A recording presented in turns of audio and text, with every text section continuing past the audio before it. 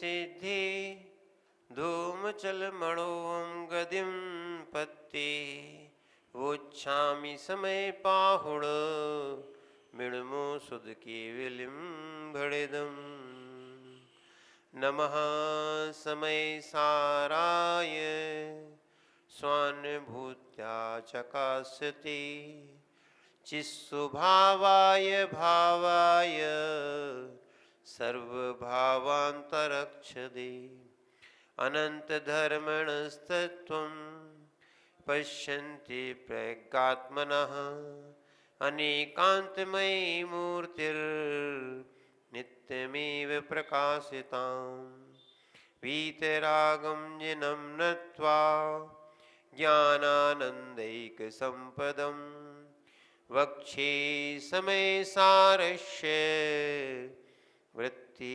तात्पर्यसंज्ञकाम् नमो अर्हन्ताणं नमो सिद्धाणं नमो आयर्याणं नमो वज्रायाणं नमो लोहि सौसाहुणम्।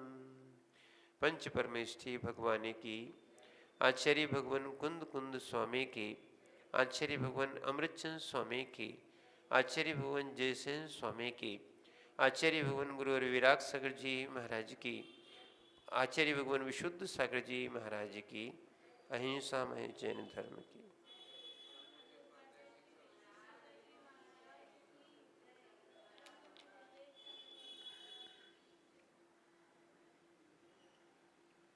आचार्य भगवान कुंद कुंद स्वामी जी ने समय सार जी की प्रूपणा की या समय पाहुड़ जी की प्रूपणा की और उस चीज को अच्छे से विस्तार से समझाने का प्रयास किया है। और प्रश्न आया था कि व्यवहार ने अभूतार्थ होने से यानी असत्यार्थ को प्रकाशित करता है। एक मिनट, आचार्य महाराज ने समझाया था कि यह कहा था कि व्यवहार नय को अंगीकार नहीं करना चाहिए। पहले तो क्या बोल दिया था, ठीक है ना, किंतु फिर प्रश्न हो रहा था कि वह परमार्थ को कहने वाला है तो व्यवहार को अंगीकार क्यों ना किया जाए। तो आचार्य महाराज कह रहे अगर व्यवहार को अंगीकार कर लोगे, अकेला व्यवहार को ही अंगीकार कर लोगे तो दिक्कत हो जाएगी। क्यों? फिर उन्होंने गाथा लिखी थी, व्यवहारो भूवत्तो भूवत्तो देश दो पुसुदणो और भूयत्त मिश्र दो खलो सम्मा इट्ठे हवई जीवो। अर्थात व्यवहार नए अभूतार्थ है, पर इसको भी एकांत से नहीं लेना है। क्या है? इसको भी समझने का प्रयास करना है, नहीं तो यही गाथा को लेके बहुत सारे लोग है ना भटक जाते हैं। क्या है? व्यवहार नए कैसा है? अभूतार्थ है। और भूयत्व देश दो शुद्ध लो, निश्चय नए शुद्ध नए जो है वो भूतार्थ है। भूयस्य में सुदो खलु सम्मा इट्ठी जीवो, यानी जो जीव भूतार्थ का आश्रय लेता है वह निश्चय से सम्यक दृष्टि होता है। ये बात भूल जाते, वो सम्यक दृष्टि तो समझ लेते हैं, निश्चय सम्यक दृष्टि और व्यवहार सम्यक दृष्टि, इसको समझने की बात है। निश्चय सम्यक दृष्टि क्या है? जो निश्चय को ही मान रहा है, ठीक है। व्यवहार सम्यक दृष्टि क्या है? जो व्यवहार को लेके चल रहा है वो व्यवहार सम्यक दृष्टि। दोनों बातों को कथन अलग अलग कहा गया है। जैसे अगर आप रत्नखंड श्रावकाचार्य में जाओगे तो सब व्यवहार की बात ही है। श्रद्धानम परमार्थानम आप्तागम तपोव्रताम त्रिमूढ़ा पूर्वमष्टंगम सम्यक दर्शनम स्वयं, इसको निश्चय सम्यक दृष्टि थोड़ी कहेंगे, इसको क्या कहेंगे? व्यवहार सम्यक दृष्टि, ठीक है ना। और अगर चाहोगे आप कि हम सम्यक दर्शन की परिभाषा देखें तो तत्वार्थ सूत्र जी में भी लिखी है। क्या है? उसमें लिखा है कि तत्वार्थ श्रद्धानम सम्यक दर्शनम, 7 तत्वों पर श्रद्धा करना क्या है? ये भी क्या हो गया? व्यवहार है। तो निश्चय सम्यक दर्शन कौन सा है जो यहां पर कहा जा रहा है? कौन सा?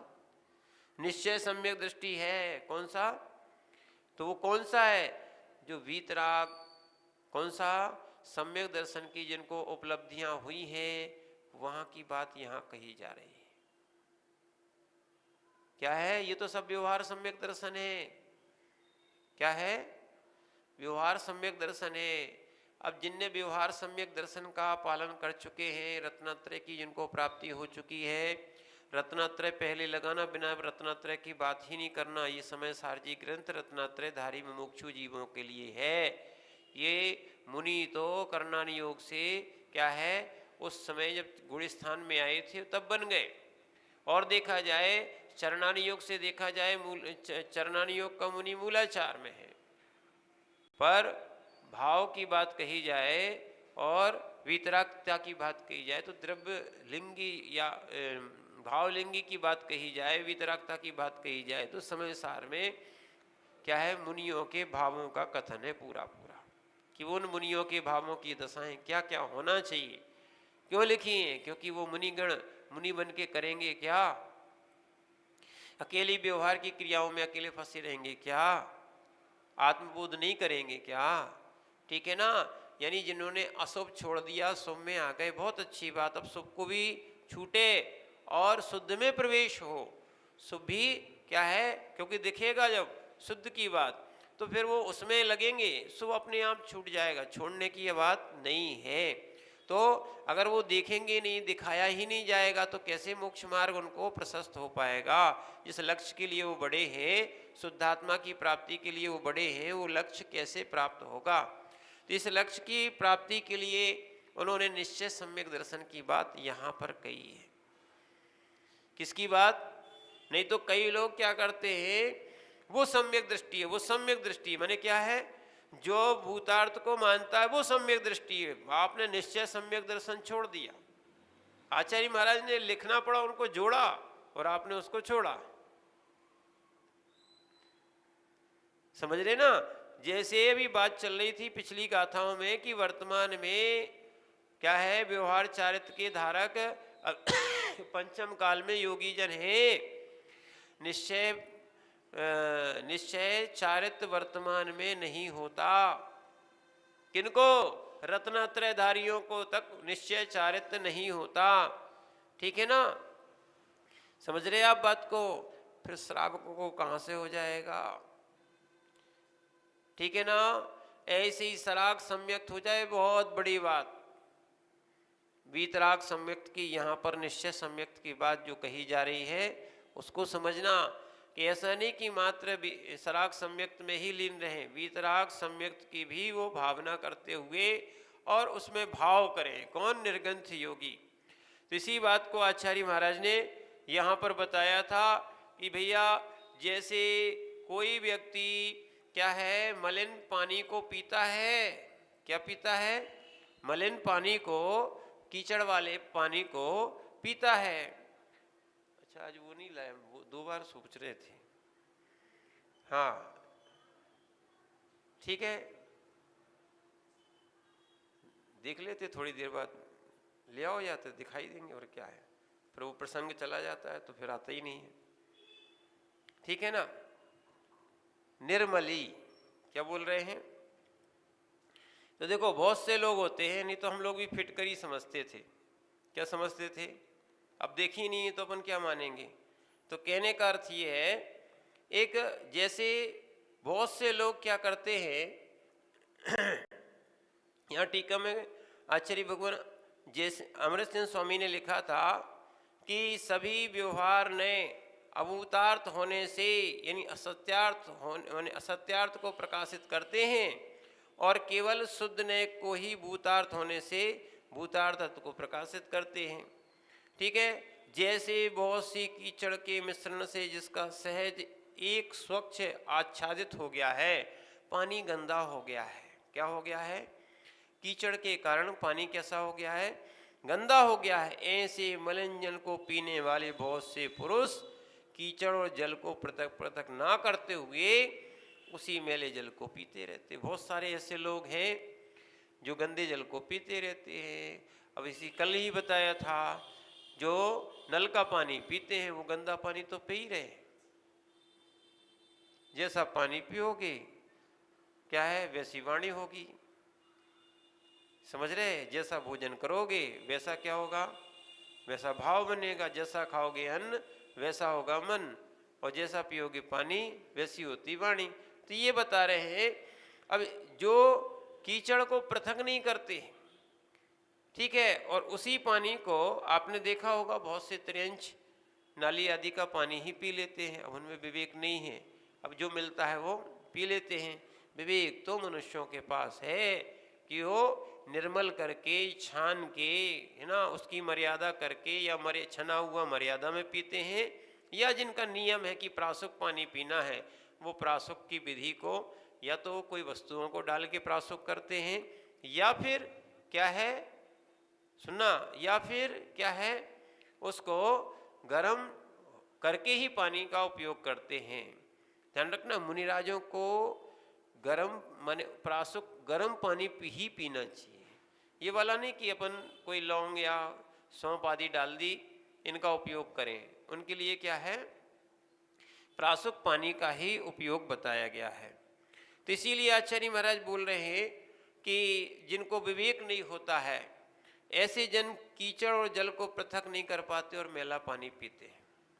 पर कुछ ऐसे भी लोग हैं, क्या है, किंतु जो कोई पुरुष उस गंदे जल में अपने हाथ से कतक फल या निर्मली औषधि को डालकर, क्या डालता है, निर्मली औषधि को डालकर, क्या है, जल को, हाँ, जल को पृथक कर लेता, माने कीचड़ को पृथक कर लेता। देखो ये है आपकी निर्मली, क्या होती है, ये नई चीज देखी होगी आपने, ये गोली नहीं है। जैसे अचार होता है ना, अचार, ऐसी होती है निर्मली। बस घुमाने से क्या, डालने से, आप प्रैक्टिकल करके देख लेना। क्या है, ये है निर्मली। हम लोग भी सोचते थे कि निर्मली यानी फिटकरी होती होगी। क्या है, ये निर्मली है। ये एक जन ने औषधि दी थी कि महाराज ये औषधि है, इसलिए वो हम लोग के पास है, हम लोग नहीं तो बाजार थोड़े जाते हैं। तो क्या है, ये औषधि इसलिए रखी थी कि इसको घिस के, है ना, पत्थर पे घिस के इसको आंख में लगाने से मोतियाबिंद नहीं होता है। क्या है, मैंने हफ्ते में 2-3 बार उपयोग करें, बहुत कीचड़ निकलता है। फिर जब लगाओगे, देखो अभी तक तो आपको एक नई चीज़, जैसे यहाँ पानी जिसको मालूम नहीं है तो उसको मालूम है कि वही पानी पी लेना चाहिए, ठीक है ना। जैसे ही आप पानी को उबालते हो तो उसमें से झार निकलता है, माने छार टाइप का निकलता है, सफ़ेद सफ़ेद, वो नीचे जम जाता है, ये एक औषधि बन जाता है पानी। अच्छा, गर्म नहीं करना चाहिए, उबालना चाहिए। जो लोग मात्र थोड़ा सा गर्म कर देते हैं, वो उसमें से गंदगी साफ नहीं होती। सुन लो अच्छे से, जितने भी गर्म पानी का उपयोग करते हैं या मुनिराज को आहार में देते हैं, जल औषधि भी बन सकता है। क्या है, उसको एक बार अच्छा उबाल के फिर भला थोड़ा सा रख दिया तो अपने आप वो ठंडा हो जाएगा, ठीक है। नहीं तो थोड़ा सा अपन ने गैस पे कुनकुना किया, बोले कि नहीं क्या हो गया, गर्म हो, गर्म नहीं, उबालना चाहिए। और बरसात के समय में तो और ज़्यादा, एक बार उबालने के बाद फिर दोबारा और उबाल लो तो उसमें क्या है, उस माने उसकी मर्यादा तो 24 घंटे की हो जाएगी, फिर 24 घंटे से 25 घंटे भी नहीं होती, बढ़ती ही नहीं। उबला हुआ पानी दोबारा छान के प्रयोग नहीं किया जा सकता, दोबारा गर्म कर लोगे उसकी मर्यादा नहीं बढ़ती, ठीक है ना। और सुन लो एक नई चीज़, नहीं तो मलाई है ना, मलाई अपन ने क्या है, आज की मलाई गर्म करके रख ली तो क्या है, वो 24 घंटे तो वैसे ही दूध की मर्यादा है ही, फिर कल और गर्म कर ली, बोले फिर 24 घंटे हो गई, फिर गर्म कर ली, फिर 4 दिन 5 दिन 6 दिन, क्या उसी मलाई में मलाई मिलाते जाते हो, गर्म करते जाते, ये मर्यादा नहीं बढ़ती। जल की भी मर्यादा कितनी है, उबले हुए पानी की 24 घंटे है। तो कहने का अर्थ है कि उसको उबाल दोगे ना, बरसात में जितने भी नया पानी आता है वो मिश्रित हो जाता है और स्वास्थ्य के लिए हानिकारक होता है। इस कारण से उबला हुआ पानी पियोगे, और ध्यान रखना ये हल्का भी हो जाता है और दूसरा निरोगी भी रहता है। क्या है, ठीक है। तो एक बार, दो बार, अधिक से अधिक 3 बार भी कर सकते हो, वो औषधि बन जाता है। पानी भी क्या बनता है, औषधि का काम करता है। तो कहने का अर्थ है, जैसे पानी का क्षार निकाल दिया जाता है तो पानी में से गंदगी फिर आपको समझ में आएगी, इतनी सारी गंदगी उसमें किसमें थी, पानी में थी। ऐसी आँख अभी आपको लग रहा है कि आँख जो है ना स्वच्छ है, स्वच्छ है, कुछ नहीं। जिस दिन निर्मली लगाओगे फिर आपको समझ में आएगा ये कीचड़ा कहाँ से रहा। ये कह रहे थे आपसे। हाँ, काजल की तरह लगाना बस। क्या है, पीस के नहीं लगाना है, घिस के पानी में। और वो पानी भी नहीं है, गुलाब जल। किसमें, गुलाब जल में इसको घिसना है और आँख में आंजना है, ठीक है। तो कहने का अर्थ है कि फिर आपको समझ में आएगा कि आँख में भी कीचड़ होता है। ये कह रहे थे, अभी तो जल में कीचड़ की बात कर रहे हैं। ये जल का भी कीचड़ निकाल देती है, इसका नाम क्या है, निर्मली। ये निर्मल करना है, जल को कर देती है, आँख को कर देती है। पर रोज नहीं करना, ज़्यादा दिन नहीं करना, ठीक है। किसी वैद्य से और पूछ लेना। तो देखना बहुत सारा आपको ऐसा लगेगा जैसे आँख आती है ना, उस समय कीचड़ निकलता है, बहुत सारा सारा कीचड़ उसमें से निकलता है। तो कहने का अर्थ है मोतियाबंद शायद उसी मल का एक पिंड बनता होगा। जब मल ही नहीं बचेगा तो सीधी सीधी बात, जहाँ भी चाहे खुजली होती हो, चाहे कुछ भी होती हो, जिस जगह को साफ नहीं किए जाते हैं उस जगह पे धीरे धीरे, अब वर्तमान का शरीर सहन अलग अलग है इसलिए साफ नहीं करते हैं, तो उस जगह पे क्या है, वो धीरे धीरे परत जम जाती है और धीरे धीरे वो रोग बन जाते हैं। तो कहने का अर्थ है निर्मली का स्वभाव होता है कि निर्मली उसको साफ करती है। तो ये देखना, इसके बाद आपको बता दी जाएगी, आप निर्मली देखना। यहाँ भी जहाँ पे औषधियाँ मिलती होंगी, है ना, जड़ी बूटियाँ, उनके यहाँ शायद वो वहीं से आई थी, तो वो आप देख सकते हैं। तो कहने का अर्थ है कि कोई पुरुष उस गंदे जल में अपने हाथ से कतक फल डाल देता है। इसको क्या बोलते हैं, देखो इसको क्या बोलते हैं, कतक फल। ये क्या है, निर्मली है, कतक फल है, ठीक है ना। तो डालकर जल को और कीचड़ को पृथक पृथक कर लेता है, ठीक है। और अपने पुरुषार्थ से जल को एक सहज स्वच्छ भाव को प्रकट कर लेता है, ठीक है। और प्रकट करके उस जल को पीता है। जब पीना ही है तो क्या करो, स्वच्छ जल पीना चाहिए। ऐसे ही आचार्य महाराज ने ये तो एक दृष्टांत दिया था, ठीक है, यानी दोनों बातें कर दी। जल कैसा पीना चाहिए, स्वच्छ पीना चाहिए।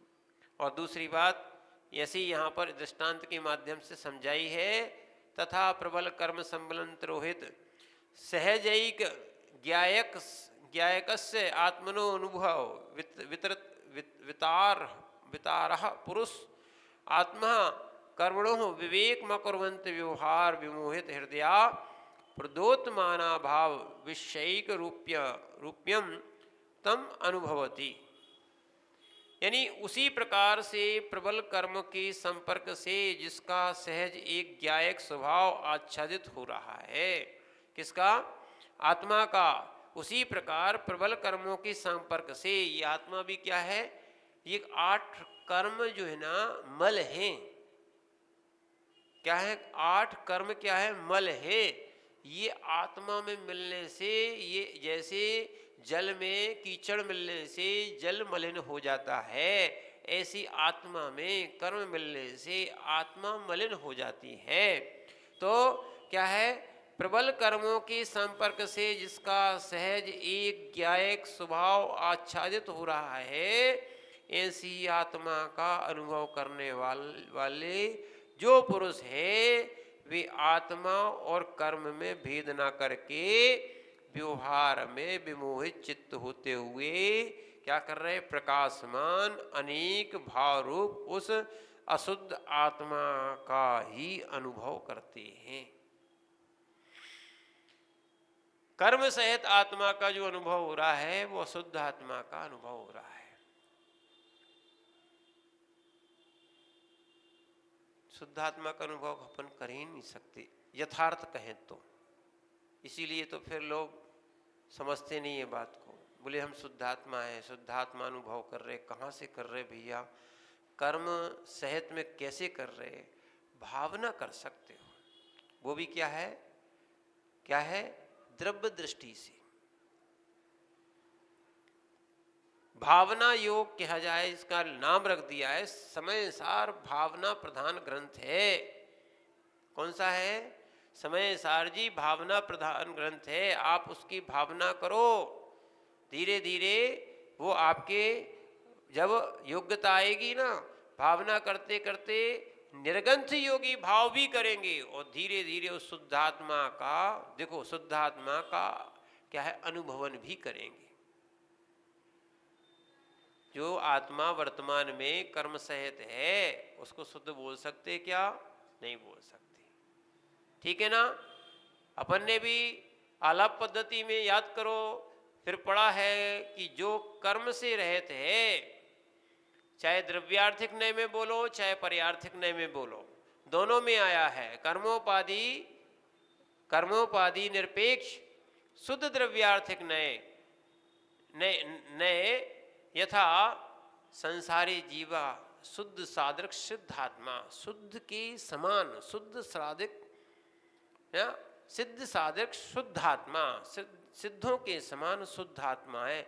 शुद्धात्मा नहीं है, सिद्धों के समान शुद्धात्मा है। क्या है?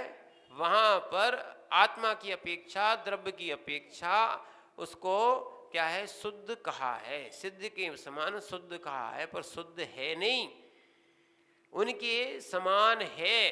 पर वर्तमान में क्या है, अभी कर्मों का कीचड़ मिला हुआ है, अशुद्ध है। भावना करो कि मैं भी शुद्ध हूं, शुद्ध हो सकता हूं। एक तो वैसे ऐसे जन होते हैं, इनका ही उदाहरण दिया जा रहा कि जो शुद्ध मानते ही नहीं है कि आत्मा कभी शुद्ध हो सकती है। ऐसे व्यवहारी जनों को भी समझा रहा कि नहीं, आत्मा शुद्ध हो सकती है। जैसे कतक फल के डालने से पानी शुद्ध होता है, आगे और बताया जा रहा है कैसे वो शुद्ध होगी कि भूतार्थ दर्शिना तू। टीका देख, अमृतचंद स्वामी जी की टीका देखें, क्या है, बीच में से कल अपन ने पढ़ चुके थे, उधर से ही अपन आगे लगते हैं। भूतार्थ, हाँ एक छोटा पैराग्राफ हो गया है, उसके बाद भूतार्थ आ गया। भूतार्थ दर्शना तू सौमति निहिपातित शुद्ध नयनुबोध मात्रोप जनित आत्मकर्म विवेकतया स्वपुरुषाकार आविर्भवती सहजैक ज्ञायक स्वभावात् प्रद्योतमानैक ज्ञायक भावम तम अनुभवन्ति। मिल गया? नहीं मिला? आप देखो ना, अब टीका में जो गाथा के नीचे बड़ी बड़ी उसमें लिखी है टीका, उस बीच में ही है वो। ठीक है, गाथा नंबर 11, कितनी? गाथा नंबर 11, और 11 के नीचे आचार्य अमृतचंद स्वामी की वहीं पर मोटी मोटी ऊपर ऊपर टीका लिखी हुई होगी संस्कृत में। ठीक है ना? और नीचे उसका फिर अर्थ भी होता है। तो वहां पर क्या लिखा है? भूतार्थ दर्शना। बीच में देखना पड़ेगा, है ना? दूसरे पेज पे देखना, शायद अगर पूरी टीका एक पेज पे नहीं आई हो तो दूसरे पेज पे आएगी, ऊपर ही ऊपर आएगी। हाँ, नहीं उनकी पुस्तक दूसरी है, पेज नंबर अपने पास वो वाला नहीं है। तो यहाँ आचार्य महाराज बता रहे हैं भूतार्थ दर्शना तू, आ गया? मिला?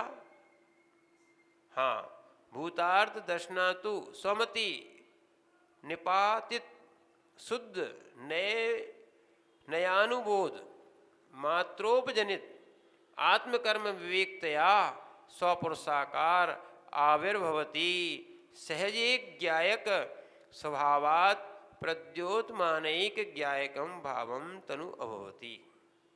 हो गया? मिल गया? ठीक। अब सुनो क्या बोल रहे हैं। ये संस्कृत टीका थी, इसका अर्थ बताते हुए लिखते हैं, किंतु भूतार्थदर्शी भूतार्थदर्शी का अर्थ है जो सत्यार्थ देखता है। अभूतार्थदर्शी का अर्थ क्या है? जो सत्य नहीं देख पा रहा है, यानी कीचड़ का और जल का भेद नहीं कर पा रहा है, ठीक है ना, उसको बोलते अभूतार्थ। पानी गंदा नहीं है, गंदा तो कीचड़ है। क्या है? पानी क्या है? गंदा नहीं है, पर गंदा तो कीचड़ है। कीचड़ के मिश्रण से या मल के मिश्रण से जल गंदा होता है। ऐसी आत्मा गंदी नहीं है, आत्मा क्या है?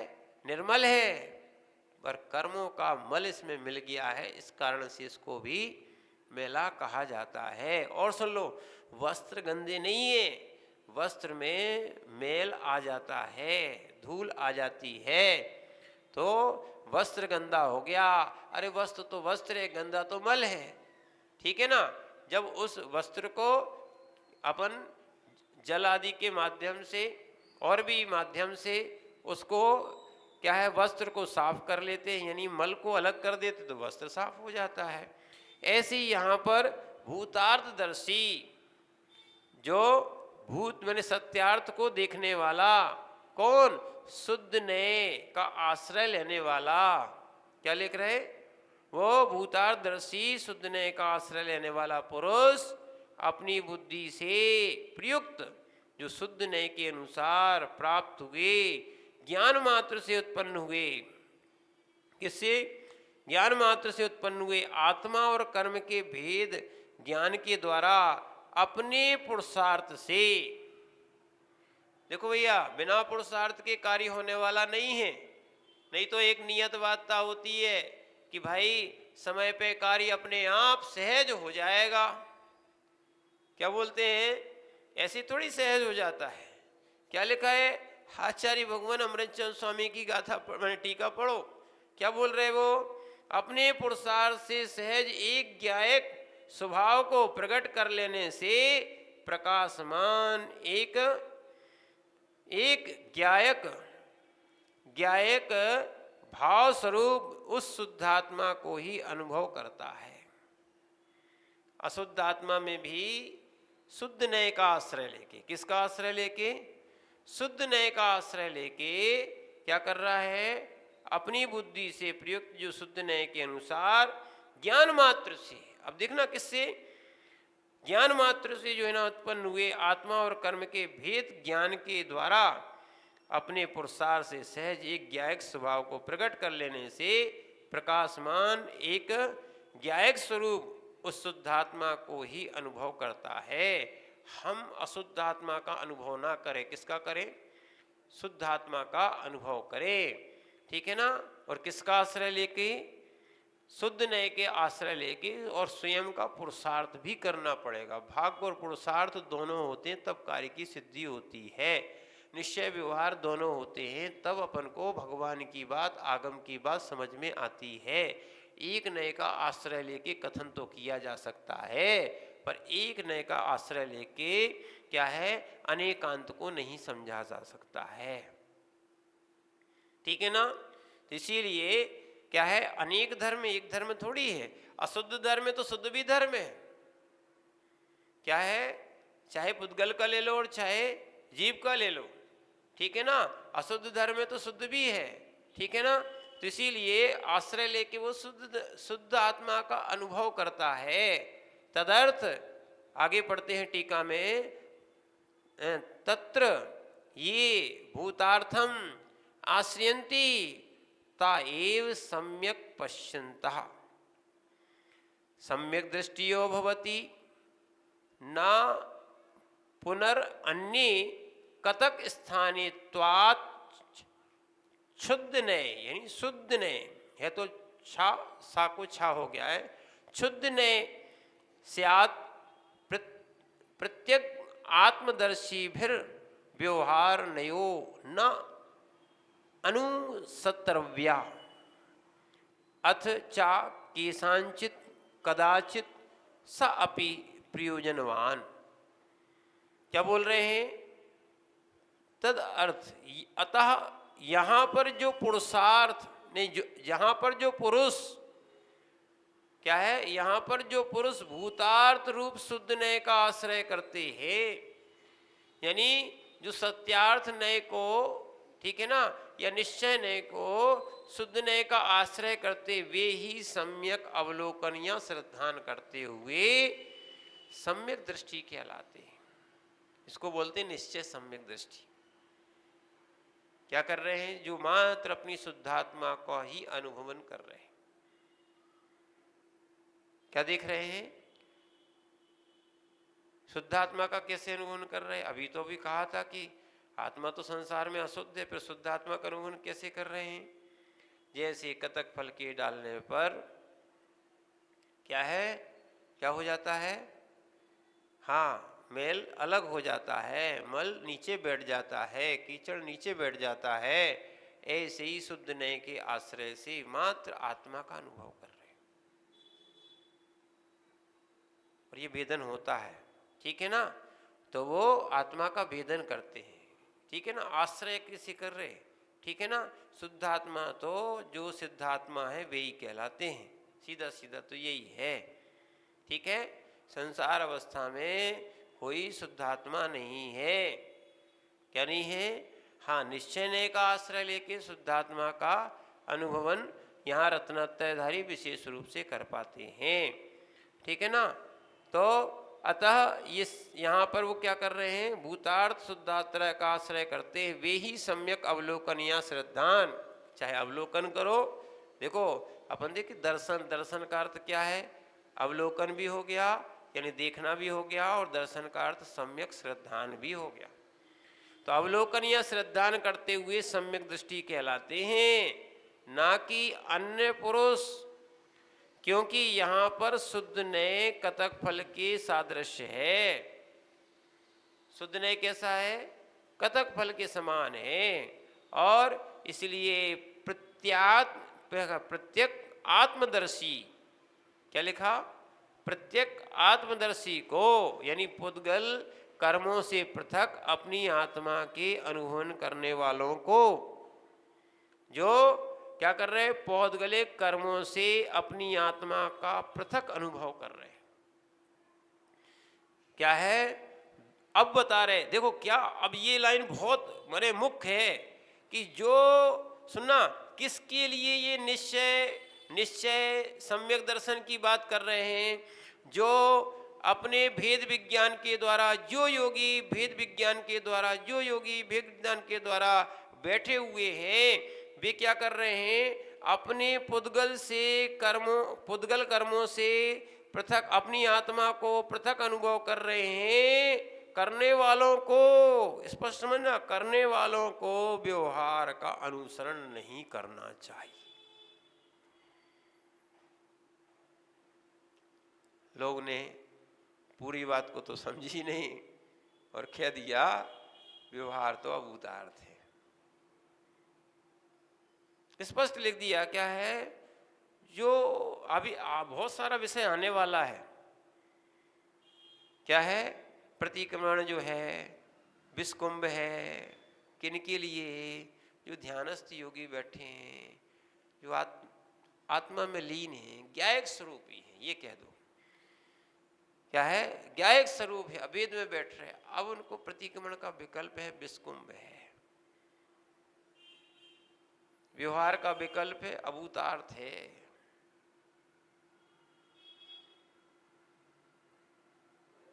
क्या है भैया? पाप से बचने के लिए और बहुत से पापों के प्रक्षालन के लिए प्रतिक्रमण करना पड़ता है। पर जब तुम उत्कृष्ट ध्यान में हो गए हो, सुनो, आप लोगों से बिल्कुल नहीं कहा गया है, ये निर्ग्रंथ योगियों का ग्रंथ है, निर्ग्रंथ योगी से कहा जा रहा है, आपको सुनने मिल रहा है। ये बात आप अच्छा ध्यान रखो, ठीक है ना। ये आप अपना पुण्य मानो कि ये मुनियों का ग्रंथ आपको सुनने और पढ़ने मिलता है, बस इतना है। ये अनुभव तो वो ही कर पाएंगे। जैसे एक बच्चा, क्या है, पिता का, एक बच्ची एक माँ का अनुभवन नहीं कर सकती। कर सकती है क्या? भविष्य में तो होगी, हाँ होगी, पर वो अनुभूति अभी नहीं होगी। ऐसी ध्यान रखना, ये अनुभवन जो है ना, क्या है, कौन सा, प्रत्यक आत्मदर्शी, जो आत्मा को देखने वाले जीव हैं, आत्मा पे पक्का श्रद्धान है, जो पुद्गल कर्मों को पृथक इस आत्मा को देख रहे हैं, देख क्या रहे, अनुभवन भी कर रहे हैं। ध्यान रखना, ज्ञान मात्र जो है ना, जानकारी देता है, चारित्र्य अनुभूति लाता है। ज्ञान से अनुभूति नहीं होती है, ज्ञान से जानकारी मिलती है।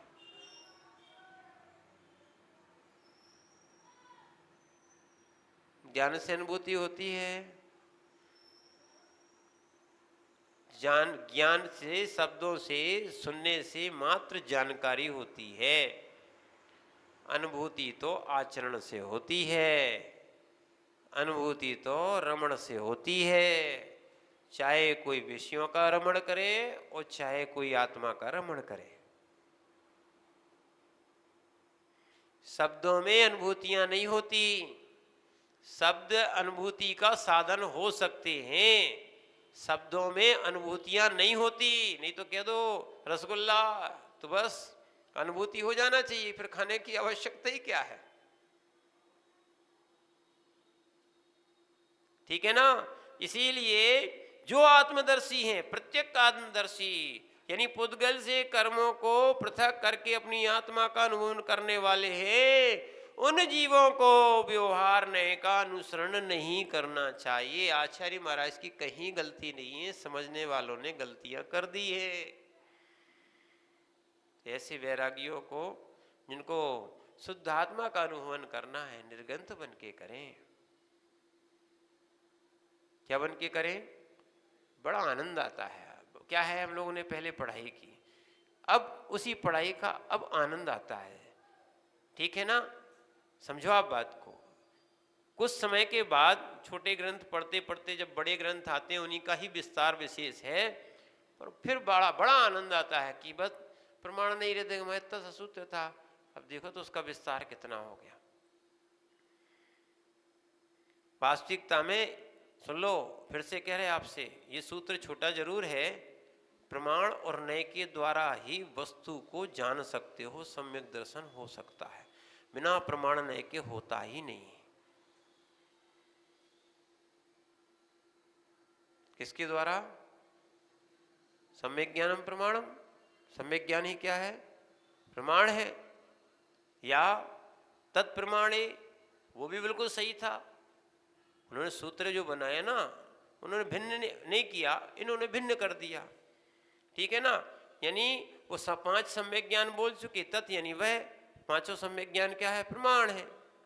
ठीक है ना, तो उन प्रमाण से और नए से ही वस्तु को सही समझ सकती है। फिर पढ़ रहे ना अभी, कौन से द्रव्यार्थिक हैं, कौन से पर्यार्थिक नए। फिर अपन को फिर समझ में आया कि नए कम नए के भी भेद होते, 3 भी होते और 6 भी होते। समझ रहे ना आप बात को। तो किसी ने 3 को ही ऐसा कर लिया और किसी को और भेद बना दी, उसी के और भेद बना दिए, हो सकते, कोई दिक्कत नहीं है, जो उसमें लिखा हुआ है अन्नाचार्यों ने भी माना है।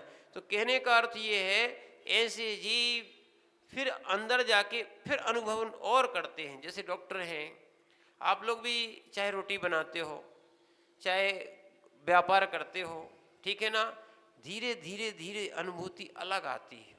क्या है? फिर तो जैसे पहले साइकिल चलाई जाती, बड़ी मुश्किल से चलती है, फिर तो हाथ छोड़ के भी चलती है। ये क्या है? पहले हाथ पकड़ के नहीं चल रही थी, अब हाथ छोड़ के कैसे चल रही?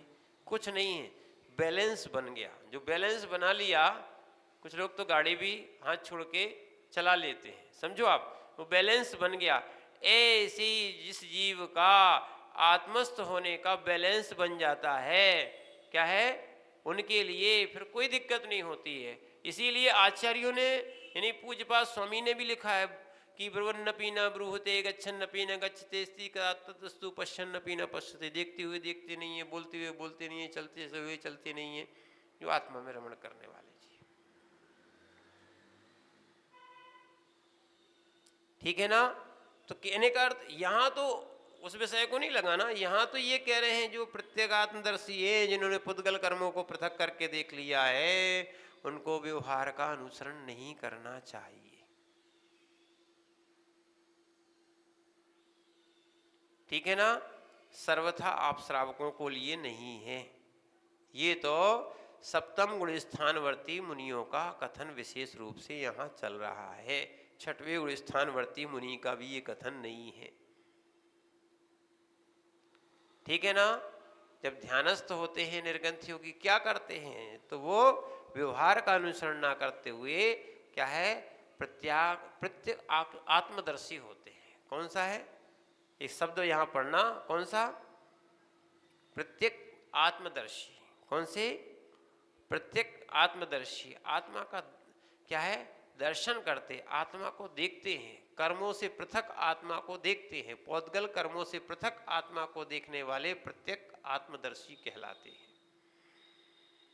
ठीक है? अपन भी ऐसे शब्दों को सुन के भावना भाएं कि अपन भी कर्मों से भिन्न हैं ना। अभी आने वाले बहुत सारी गाथाएं आने वाली है, न मैं मनुष्य हूँ, न गुणस्थान हूँ, न मैं मार्गला स्थान हूँ, कुछ नहीं हूँ, संस्थान भी नहीं है, सेनन भी नहीं है, ठीक है ना, कर्म भी नहीं है, मैं तो आत्मा हूँ। ये 49 नंबर से शुरू हो जाएंगी गाथाएं। ठीक है? लगभग 55 या 54 तक चलेंगी। जब हम लोगों ने पहली बार पढ़ा था, ऐसा होता है क्या? हाँ होता है। किसके लिए? प्रत्येगात्मदर्शी। किसके लिए? जैसे माताएं आटे में रोटी देख लेती कितनी बनेगी, उतनी ही निकालती हैं। अनुभव हो गया ना?